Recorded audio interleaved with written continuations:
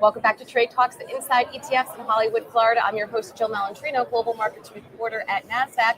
And joining me for this segment is Paul Kim's Managing Director of ETF Strategy over at Principal. We're going to focus on preferred securities. Paul, thank you very much for joining us at Nasdaq's booth 207.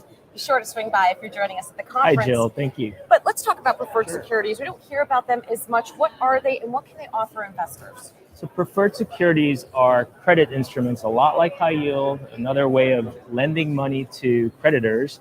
And in this case, for investors, it's a great source of income, another source of yield in a world with very low yields. We're talking about an asset class that has 4, 5, 6% yields.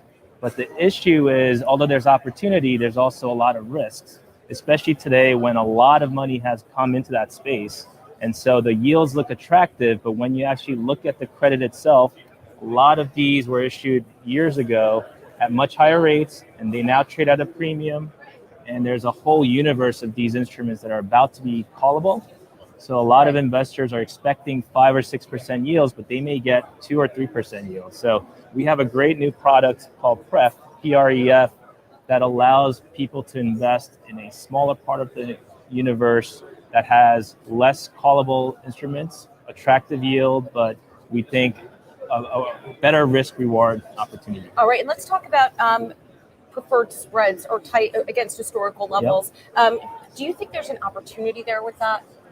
I think everything is relative. Mm-hmm. In a world of low interest rates and expensive asset classes, broadly speaking, you have to go out and find value. But I think in an asset class that is able to deliver, again, 5% type of income, that hits a lot of check marks for a lot of investors. And it's been a reason why so much money has come into the space. Let's talk about interest rates because that's a big macro conversation right now. How sensitive are preferreds to rising interest rates? So relative to other credit instruments, I would say these have many defensive elements, fixed to floating, fixed to variable, as well as credit research that allows in the case of our fund, credit managers to pick the stocks that have the least business risk to interest rate changes. And so that factors into a product that gives you the potential to earn the 5% distribution yield it's giving today, while trying to mitigate a lot of the interest rate risk that is endemic in a lot of the fixed income out there. All right, let's wrap it up with this. Sure. Preferred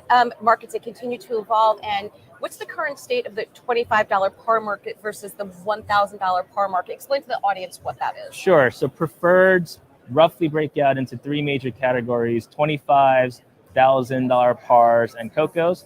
$25 pars are the most popular. They're the stuff that a lot of the incumbent larger preferred ETFs buy, but that part of the market is shrinking. A lot of those bonds are now callable. So the yield that you think you're going to get is probably not the yield you're going to get if you hold on to those instruments. On the other hand, if you're able to invest in the $1,000 par space on a relative value basis, it's a lot more attractive in our view. It's providing very similar yields, and you have much, much lower interest rate risk and a lot less call risk. So if you are an investor in preferreds, I think it'd be a great opportunity to take a look at $1,000 par space. We have a ticker, PREF, a fund that provides access exclusively to that part of the market, and would love to talk to anyone about more information. And that's what we were talking about that before. That's what's so great with ETFs. It's virtually impossible for a retail investor to do that without the tools and resources that companies like Principal have for their ETFs. Yep. All right. Well, thank you very much for joining me. And traders, thank you for joining me throughout the day. I'm Jill Malandrino, Global Markets Reporter.